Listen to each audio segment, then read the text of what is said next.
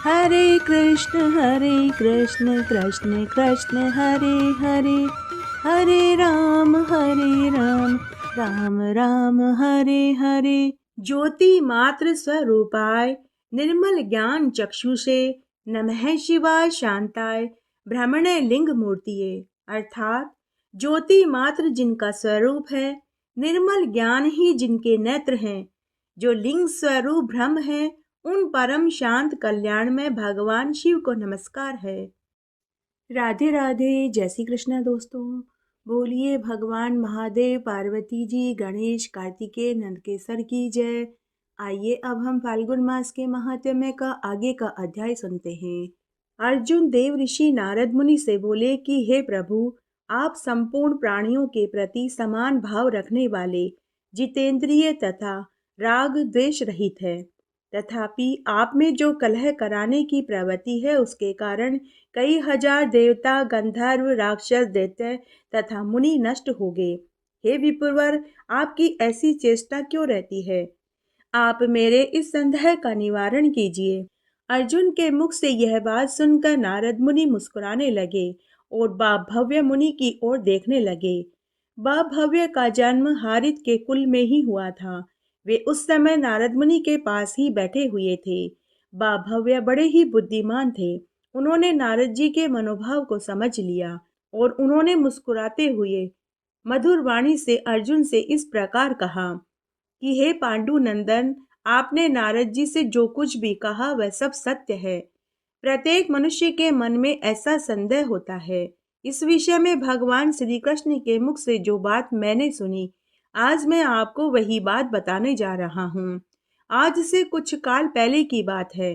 संपूर्ण यादवों को आनंदित करने वाले भगवान श्री कृष्ण महिसागर संगम की यात्रा में आए हुए थे। उनके साथ उग्रसेन, वसुदेव, बभ्रू और प्रद्युम्न आदि भी थे। भगवान ने कुटुंब जनों के साथ महिसागर संगम में स्नान करके बहुत से दान पुण्य किए। पिंडदान आदि करके देव पूजन के पश्चात नारद मुनि की पूजा करी। तदनंतर यादवों की सभा में महाराज उग्रसेन इस प्रकार बोले कि हे जगदीश्वर श्री कृष्ण, मैं एक संदेह आपसे पूछना चाहता हूँ। कृपया करके आप मेरा संदेह का समाधान कीजिए। ये जो महाबुद्धिमान नारद जी हैं, संसार में इनकी बहुत ख्याति है। मैं जानना चाहता हूँ, ये अत्यंत चपल क्यों हैं? क्यों वायु की भांति समस्त जगत में चक्कर लगाया करते हैं? इन्हें कलह कराना इतना प्रिय क्यों है? तथा आप में इनके प्रति इतना प्रेम भाव क्यों है? तब भगवान श्री कृष्ण बोले कि हे राजन, आपने जो पूछा वह सत्य है। मैं आपको इसका कारण बताता हूँ। पूर्व काल में प्रजापति दक्ष ने मुनिश्रेष्ठ नारद को शाप दिया था। ऐसा इसलिए हुआ था कि सृष्टि मार्ग में लगे हुए दक्ष के कुछ पुत्रों को नारद जी ने अपने वैराग्यपूर्ण उपदेशों से विरक्त बनाकर वहां से अन्यत्र भेज दिया। यह घटना एक ही बार नहीं, 2 बार हुई। यह सब देखकर दूसरे पुत्रों के भी विचलित होने से रुष्ट होकर दक्ष ने शाप दिया कि हे नारद, तुम सदा संसार में भ्रमण करते रहोगे, कहीं भी तुम्हारे ठहरने के लिए स्थान नहीं मिलेगा तथा तुम इधर उधर की चुगली खाने वाले होगे। ये 2 शाप प्राप्त करके उन्हें दूर करने में समर्थ होकर भी नारद मुनि ने जो के जो स्वीकार कर लिया। यही साधुता है कि स्वयं समर्थ होकर भी दूसरों के अपराध क्षमा कर दें। नारद मुनि पहले यह देख लेते हैं कि अमुक दैत्य या राक्षस आदि का विनाश काल आ पहुंचा है, तब वे उसकी कलह भावना बढ़ाते हैं और चुगली के लिए झूठ न बोलकर सच्ची बात बताया करते हैं। इसलिए वे पाप से लिप्त नहीं होते। सर्वत्र भ्रमण करते रहने पर भी इनका मन भय से विचलित नहीं होता। अतः ब्रह्मदोष से ये शांत नहीं होते तथा मुझ में जो इनका अधिक प्रेम है, उसका तुम कारण मुझसे सुनो। मैं देवराज इंद्र द्वारा किए गए स्रोत से दिव्य दृष्टि संपन्न श्री नारद जी की सदा स्तुति करता रहता हूँ। वह स्रोत इस प्रकार है, जो ब्रह्मा जी की गोद से प्रकट हुए हैं, जिनके मन में अहंकार नहीं, जिनका विश्व विख्यात चरित्र किसी से छिपा नहीं, उन देव ऋषि नारद जी को मैं नमस्कार करता हूँ। जिनमें उद्वेग, क्रोध, चपलता, भय का सर्वदा अभाव है, जो धीर होते हुए भी दीर्घ सूत्री नहीं है, उन नारद जी को मैं प्रणाम करता हूँ जो कामना अथवा लोभवश झूठी बातें मुंह से नहीं निकालते, और समस्त प्राणी जिनकी उपासना करते हैं उन नारद जी को मैं नमस्कार करता हूँ जो अध्यात्म गति के तत्व को जानने वाले, ज्ञान शक्ति संपन्न तथा जितेंद्रिय हैं, जिनमें सरलता भरी हुई है तथा जो यथार्थ बात कहने वाले हैं उन नारद मुनि को मैं प्रणाम करता हूँ जो तेज यश बुद्धि नय विनय जन्म तपस्या सभी दृष्टियों से बड़े हुए हैं उन नारद मुनि को मैं नमस्कार करता हूँ जिनका स्वभाव सुखमय, वेश सुंदर और भोजन उत्तम है, जो प्रकाशमान पवित्र शुभ दृष्टि संपन्न तथा सुंदर वचन बोलने वाले हैं उन नारद मुनि को मैं प्रणाम करता हूँ जो उत्साह पूर्वक सबका कल्याण करते हैं, जिनमें पाप का लेश मात्र भी नहीं है, जो परोपकार करने से कभी पीछे नहीं हटते उन नारद मुनि को मैं नमस्कार करता हूँ जो सदा वेद स्मृति पुराणों में बताए हुए धर्म का आश्रय लेते हैं, प्रिय और अप्रिय से रहित हैं, जो समस्त संगों से अनासक्त हैं तथापि सब में आसक्ति दिखाते हैं, जिनके मन में किसी संशय के लिए स्थान नहीं, जो बड़े अच्छे वक्ता हैं, जो किसी शास्त्र में दोष दृष्टि नहीं करते, तपस्या का अनुष्ठान ही जिनका जीवन है, जिनका समय कभी भगवत चिंतन के बिना नहीं बीतता, जो अपने मन को सदा वश में रखते हैं उन नारद मुनि को मैं प्रणाम करता हूँ जिन्होंने तप के लिए श्रम किया, जिनकी बुद्धि पवित्र है, जो समाधि से कभी तृप्त नहीं होते, अपने प्रयत्न से सदा सावधान रहने वाले उन नारद मुनि को मैं प्रणाम करता हूँ जो अर्थ लाभ होने से हर्ष नहीं मानते, लाभ न होने पर क्लेश का अनुभव नहीं करते, जिनकी बुद्धि स्थिर तथा आत्मा अनासक्त है, जो सर्वगुण संपन्न दक्ष पवित्र कातर रहित कालज्ञ नित्य उन देव ऋषि नारद मुनि को मैं भजता हूँ। नारद जी के इस स्रोत को मैं नित्य प्रति जाप करता हूँ, इसी से नारद मुनि मुझसे अधिक प्रेम रखते हैं। दूसरा, अगर कोई भी प्रतिदिन इस स्तुति का पाठ करे तो देव ऋषि नारद मुनि उससे शीघ्र प्रसन्न हो जाते हैं और उनकी कृपा प्रसाद प्राप्त होने लग जाती है। हे राजन, आप भी नारद जी के इन गुणों को सुनकर प्रतिदिन इस पवित्र स्रोत का जाप करें, इससे नारद मुनि आप पर भी बहुत जल्दी प्रसन्न हो जाएंगे। भव्य कहते हैं कि श्री कृष्ण के मुख से नारद जी के इन गुणों को सुनकर राजा उग्रसेन बहुत प्रसन्न हुए। उनके बताए अनुसार उस स्रोत का वे पाठ करने लगे। तदनंतर नारद मुनि की पूजा करके पर्याप्त दान देकर बंधु बांधुओं और कुटुंब जनों के साथ भगवान श्री कृष्ण द्वारिकापुरी को लौट आए। हे अर्जुन, तुम भी नारद मुनि के इन गुणों का श्रवण करके पूजन करो।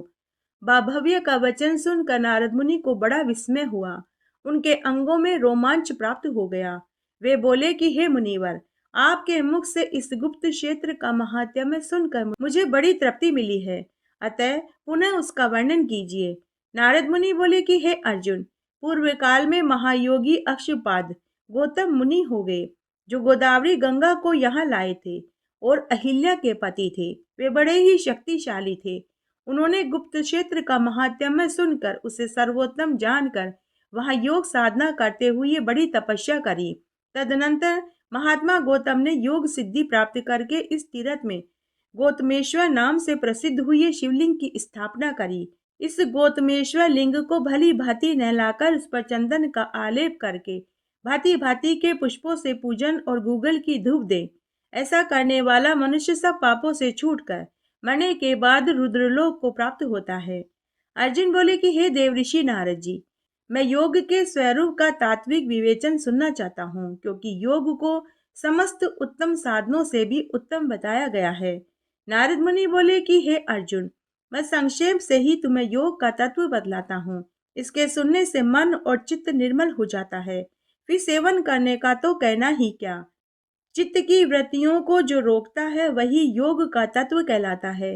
योगी पुरुष अष्टांग की विधि से उसकी साधना करते हैं। यम, नियम, प्राणायाम, प्रत्याहार, धारणा, ध्येय, ध्यान, समाधि, ये योग के 8 अंग हैं। इस प्रकार योग 8 अंगों से युक्त बताया गया है। इन 8 में से प्रत्येक का लक्षण क्रमशः सुनो, जिसके साधन से साधक को योग की प्राप्ति होती है। अहिंसा, सत्य, अस्तेय, ब्रह्मचार्य, अपरिग्रह, ये 5 यम कहे गए हैं। अब तुम इन सब के लक्षण सुनो, जो संपूर्ण प्राणियों में आत्म भाव रखकर सबके हित के लिए चेष्टा करता है, उसकी यह प्रवृत्ति अहिंसा कही गई है, जिसका वेदों में भी विधान कहा गया है। जो सम देखा गया हो, सुना गया हो, अनुमान किया गया हो, अपने अनुभवों में लाया गया हो, दूसरों को पीड़ा न देते हुए यथार्थ रूप से वाणी द्वारा सत्य कहलाता है। अपने ऊपर आपत्ति पड़ने पर भी मन, वाणी, क्रिया द्वारा दूसरे का धन न लेना अस्तेय कहा जाता है। मन, वाणी, शरीर, क्रिया द्वारा मैथुन से सर्वदा दूर रहने वाला सन्यासियों का ब्रह्मचार्य है तथा ऋतु काल में अपनी ही स्त्री के साथ केवल एक बार समागम करना तथा अन्य समय में पूर्ण संयम रखना, यह गृहस्थों का ब्रह्मचार्य है।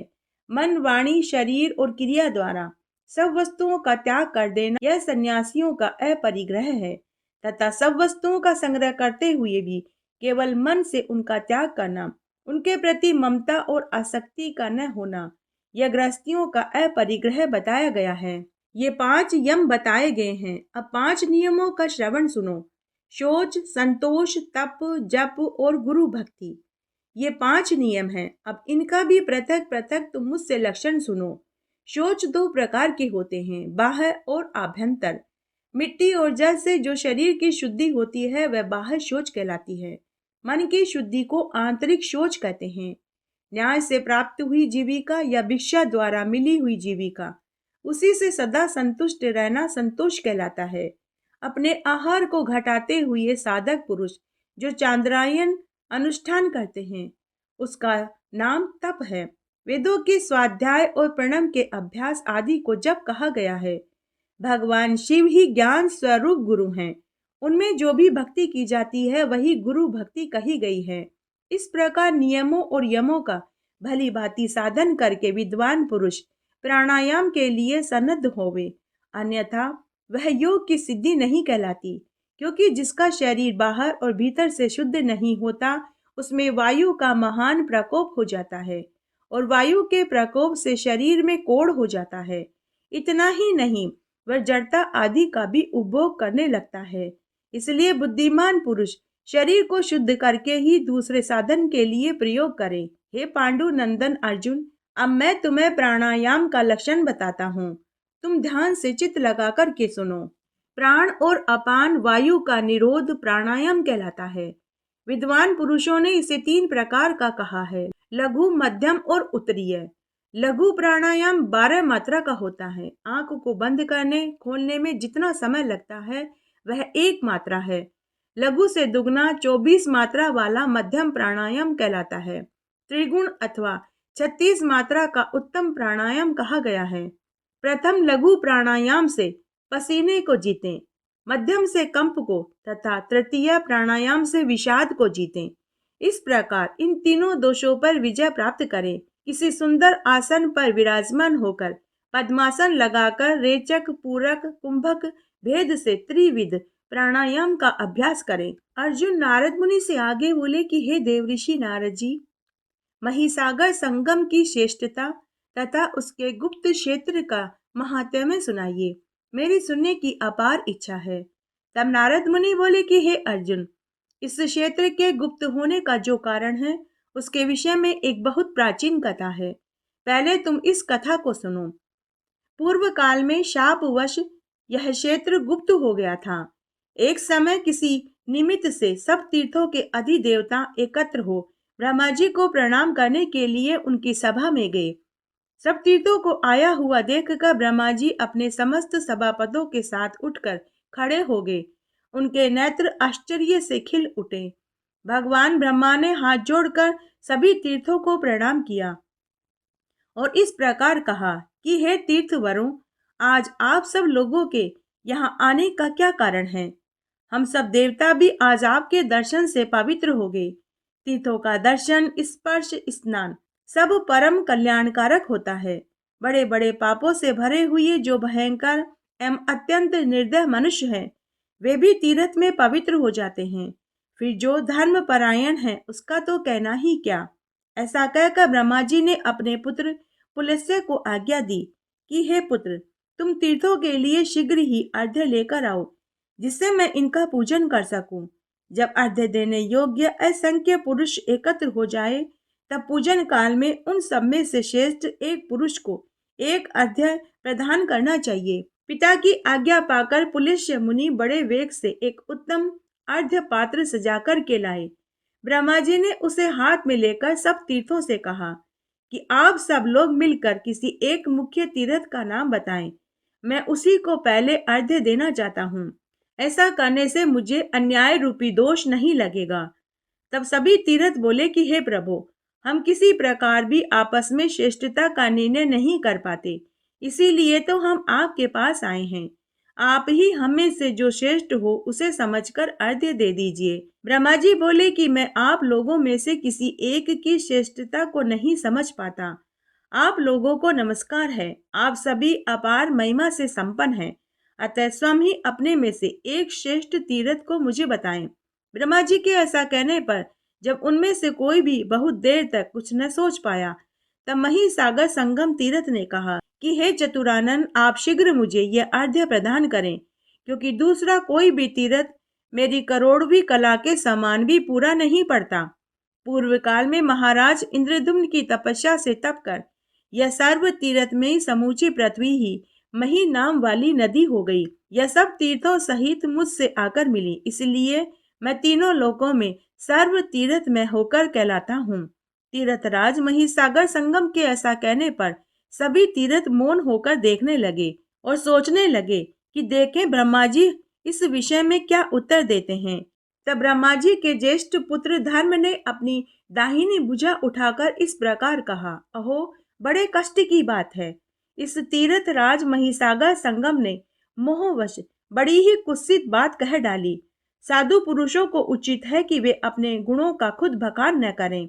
जो भरी सभा में दूसरों पर आक्षेप करते हुए अपने आप को गुणवान कहते हैं, वह रजोगुणी, अहंकारी तथा निंदित पात्र है। इसलिए यह तीर्थ इन सब गुणों के रहते हुए भी अपने अहंकार के कारण विख्यात कभी नहीं होगा।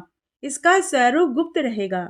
धर्मदेव के ऐसा कहने पर सबोर हाहाकार मच गया। तब योगीश्वर स्कंद मुनि तथा मैं दोनों शीघ्रता से वहां पहुंचे। कार्तिकेय ने उस देव समाज में धर्म से इस प्रकार कहा कि हे धर्म, तुमने दृष्टता के कारण जो ये शाप इन्हें दे डाला है वह बड़ा ही अनुचित है। कोई भी बतावे तो सही कि तीनों लोकों में विद्यमान समस्त तीर्थों में से कौन सा तीर्थ सबसे उत्तम है, जिससे यह महिसागर संगम अर्घ्य पाने का अधिकारी नहीं है। इस तीर्थ राज ने अपने जिस गुण का वर्णन किया है वह सब इसमें मौजूद है। ऐसी दशा में कौन सी बुराई हो गई, क्योंकि अवगुण तो झूठ बोलने से होता है, सत्य कहने में नहीं। अहो, जो सबका पालन करने वाला है उनके द्वारा ऐसा बर्ताव होना कदापि उचित नहीं। यदि वे भी विचार न करके ऐसे कार्य करेंगे तब प्रजा किसकी शरण में जाएगी। स्कंद स्वामी के ऐसा कहने पर धर्म ने इस प्रकार उत्तर दिया कि आपका कहना ठीक है कि यह मई सागर संगम सभी तीर्थों में प्रदान होने और ब्रह्मा जी से अर्घ्य पाने के योग्य है, किंतु साधु पुरुषों का यह नियम है कि वह अपने मुख से अपने गुणों का बखान न करें। दूसरों पर आक्षेप करते हुए अपनी प्रशंसा करने वाला राजा ययाति क्या स्वर्ग से नीचे नहीं गिरा था? बुद्धिमान ईश्वर ने पूर्व काल में जो जो बातें प्रमाणित कर दी थी उन सब का भली भांति पालन करना चाहिए। कौन विद्वान उनका उल्लंघन कर सकता है? कार्तिकेय जी, आपके पिता ने आदेश देकर जिस कार्य के लिए हमें नियुक्ति किया है हम सदा उसी का पालन करते हैं। आपको भी उसका पालन करना चाहिए। ऐसा कहकर धर्म जब अपनी मुद्रा त्याग देने को तैयार हो गए तब मैंने उस प्रस्ताव पर विचार करके यह बात कही कि विश्व को धारण करने वाले परम महान महात्मा धर्म को नमस्कार है। ब्रह्मा विष्णु शिव भी जिसकी प्रतिदिन पूजा करते हैं उन पाप नाशी धर्म को नमस्कार है। हे धर्मदेव जी, यदि कदाचित आप अपनी मुद्रा त्याग देंगे तो हम लोगों की सत्ता कैसे रह पाएगी। हे प्रभु, आप इस विश्व का नाश न करें। योगीश्वर कार्तिकेय को आप सम्मान देने योग्य हैं। ये साक्षात भगवान शंकर के पुत्र हैं, अतः उन्हीं की भांति हम सब के लिए माननीय है। हे मानद, आपने इस तीर्थ राज को विख्यात न होने का जो शाप दिया है उसका निवारण करने का अनुग्रह कीजिए। मेरे ऐसा कहने पर ब्रह्मा जी ने मेरी प्रशंसा करते हुए कहा कि हे धर्मदेव, नारद ने अच्छी बात कही है, तुम इनकी बात मानो। तब धर्म ने कार्तिकेय जी से कहा कि हम लोग जिसके किंकर हैं उन परम सिद्ध कार्तिकेय जी को नमस्कार है। हे स्कंद, हे मेरे नाथ, मेरे यह विनय ध्यान देकर सुनिए। स्तंभ अर्थात गर्भ के कारण यह महातीर्थ अप्रसिद्ध होगा। तथापि शनिवार की अमावस्या को महिसागर की यात्रा करने से जो फल मिलेगा उस पर तुम ध्यान दो।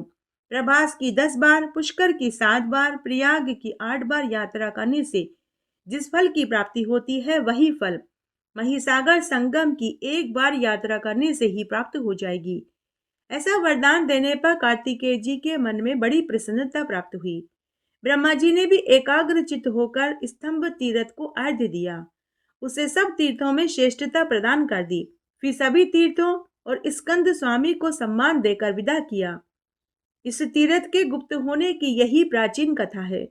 इस प्रकार मैंने तुमसे संपूर्ण तीर्थ के महान फल का वर्णन कहा। यह सब आदि से ही सुनकर पुरुष सब पापों से मुक्त हो जाते हैं। जो कोई भी इस कथा को बड़े ध्यान से सुनता है उसके सभी पाप छूट जाते हैं। सूत जी कहते हैं कि यह सब सुनकर विस्मय में पड़े हुए अर्जुन ने उस तीर्थ की खूब प्रशंसा करी और नारद मुनि आदि से विदा लेकर द्वारिका को प्रस्थान किया। आइए अब हम महादेव जी की आरती सुनते हैं। ओम जय शिव ओंकारा, स्वामी हर शिव ओंकारा, ब्रह्मा विष्णु सदा शिव, बोले भोलेनाथ सदा शिव, अर्धांगी धारा, ओम हरे हरे हरे महादेव, एकानन चतुरानन, पंचानन राजे शिव, पंचानन राजे, हंसासन गरुड़ासन, हंसासन गरुड़ासन, वृषवाहन साजे, ओम हर हर हर महादेव। दो भुज चार चतुर्भुज, 10 भुज अति शोभे शिव, 10 भुज अति शोभे, तीनों रूप निरखता, त्रिभुवन जन मोहे, ओम हर हर हर महादेव। अक्षमाला वनमाला, मुंडमाला धारी शिव, मुंडमाला धारी, त्रिपुरारी मुरारी, कर कमला धारी, ओम हर हर हर महादेव। श्वेतांबर पीतांबर, बाधांबर अंगे शिव, बाधांबर अंगे, सनकादिक गरुड़ादिक, भूतादिक संगे, ओम हर हर हर महादेव। करके मद कमंडल, चक्र त्रिशूल धरता शिव, चक्र त्रिशूल धरता, सुख करता दुख हरता, जग पालन करता, ओम हर हर हर महादेव।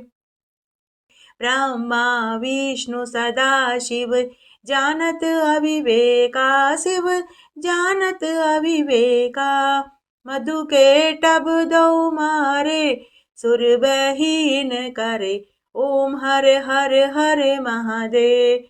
लक्ष्मी वर सावित्री, पार्वती संगे शिव, पार्वती संगे, अर्धांगी गायत्री, सिर सोहे गांगे, ओम हर हर हर महादेव।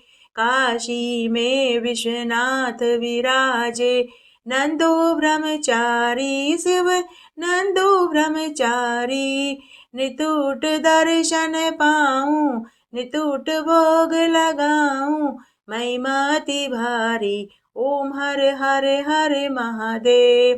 पर्वत सोहे पार्वती, शंकर के लासा शिव, शंकर के लासा, बांग धतूर का भोजन, भस्मी में वासा, ओम हर हर हर महादेव। जटा में गंग बहत है, गलमुंडल माला शिव, गलमुंडल माला, शेष नाग लिपटावे, ओढ़त मृग छाला, ओम हर हर हर महादेव। 64 योगिनी गावत, नृत्य करत भेरू शिव, नृत्य करत भेरू, बाजत ढोल नगाड़ा, बाजत ढोल नगाड़ा, अर बाजत डमरू, ओम हर हर हर महादेव। त्रिगुण स्वामी जी की आरती। जो कोई नर गावे शिव, जो कोई नर गावे, कहत शिवानंद स्वामी, मन वांछित फल पावे। ओम हर हर हर महादेव। ओम जय शिव ओंकारा, स्वामी हर शिव ओंकारा। ब्रह्मा विष्णु सदा शिव, बोले भोलेनाथ सदा शिव। अर्धांगी धारा, ओम हर हर हर महादेव। इस तरह आज हमने फाल्गुन मास का यह महात्म्य सुना। आशा करती हूँ आपको इस महात्म्य को सुनने का संपूर्ण फल प्राप्त होगा। मेरे साथ बने रहने के लिए आपका धन्यवाद। आगे आने वाली कथा कहानी के लिए भी आप इसी तरह मेरे साथ बने रहें। धन्यवाद।